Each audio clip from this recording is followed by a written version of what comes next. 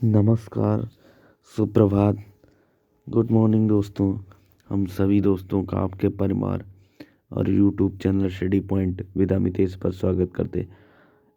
ये आशा और उम्मीद के साथ कि आप सभी लोग बहुत ही अच्छे होंगे। तो जो आज हमारा टॉपिक्स है, वो विषय है वो दिल्ली सल्तनत के प्रमुख शासक व सुल्तान। सबसे पहले बात करते हैं तो गुलाम वंश की, जिसकी स्थापना कुतुबुद्दीन ऐबक ने की थी। ये जो था कुतुबुद्दीन ऐबक गुलाम वंश का संस्थापक था, जो 1206 से लेकर 1210 ईस्वी तक रहा। दूसरा था आराम शाह, ये 1210 से 1211 तक रहा। आराम शाह के बाद आया इल्तुतमिश, जो 1210 से 1236 ईस्वी तक रहा। चौथा आया रुकनुद्दीन फिरोज, 1236 ईस्वी तक रहा। रजिया सुल्तान, जो दिल्ली की प्रथम महिला सुल्तान थी, 1236 से 1240 तक। मुइजुद्दीन बहराम शाह, 1240 से 1242 तक। अगली स्लाइड के ऊपर आते हैं। नेक्स्ट आते हैं, बात करते हैं गयासुद्दीन बलबन, 1266 से 1286। उसके बाद आता है कैकुबादेम शमसुद्दीन कैमूर, 1287 से 1290। नेक्स्ट आता है खिलजी वंश, जिसका संस्थापक जलालुद्दीन खिलजी था, जिसकी स्थापना 1290 से 1200। फिर अलाउद्दीन खिलजी, 1296 से 1316। फिर शहाबुद्दीन उमर, 1316 तक। नेक्स्ट स्लाइड के ऊपर आते हैं।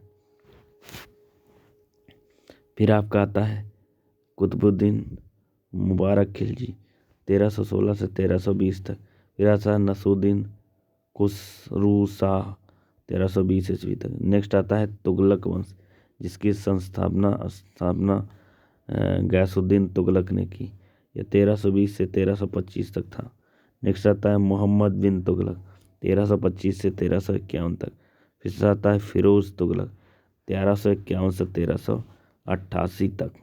फिर उसके बाद आता है गयासुद्दीन तुगलक सेकंड, 1388 से 1389 तक था इसका काल। नेक्स्ट स्लाइड के ऊपर आते हैं।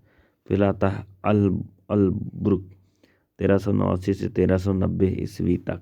नेक्स्ट आता है नसरुद्दीन मोहम्मद शाह, 1390 से 1394 ईस्वी तक। इसके बाद अगला आता है अलाउद्दीन सिकंदर शाह, 1394 ईस्वी तक ही था। नेक्स्ट आता है नसरुद्दीन महमूद, 1394 से 1412 तक।